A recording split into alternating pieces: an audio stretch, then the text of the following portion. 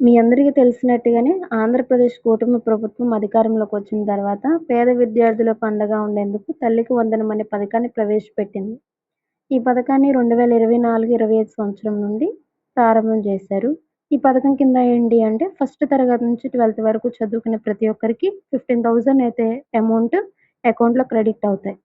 So, అయితే ఇప్పుడేంటి అంటే వేసవి సెలవులు ముగిసి జూన్‌లో కొత్త విద్యా సంవత్సరం స్టార్ట్ అవుతుంది అన్న సంగతి అందరికీ తెలిసిందే. ఈ నేపథ్యంలో విద్యార్థుల తల్లుల ఖాతాలోకి తల్లికి వందనం నిధులు జమ చేసేందుకు ప్రభుత్వం నిర్ణయించింది.